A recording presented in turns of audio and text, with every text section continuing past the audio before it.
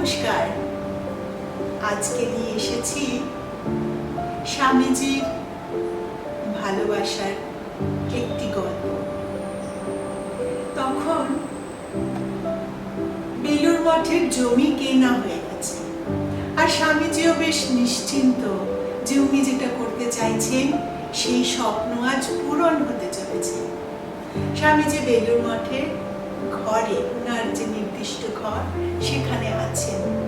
আর গরম, এই যে আমরা এখন যেমন ভুগছি না, সেই রকম গরম, দারুণ গরম। জ্যৈষ্ঠ মাস, মে মাসের মাঝামাঝি। জমিটা তো খুব সমান ছিল না, তো বেলুড় মঠের জমি সমতল করার কাজ চলছে। সেখানে কারা কাজ করছে? সাঁওতালরা। তারা অক্লান্ত পরিশ্রম করছে সেই গরমের মধ্যে। আর দেখাশোনার ভার পড়েছে স্বামী বিজ্ঞানানন্দজির উপর। উনি ছিলেন ইঞ্জিনিয়ার, তো উনিও তাদের সাথে কাজ করছে।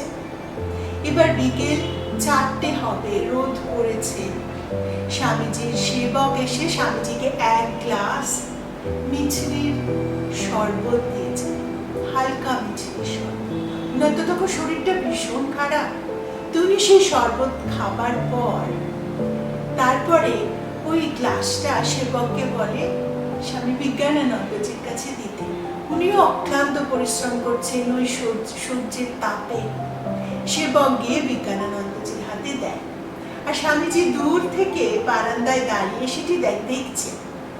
স্বামী বিজ্ঞানানন্দজি গ্লাসটি নেন এবং দেখেন কিছুই তো নেই গ্লাসের মধ্যে।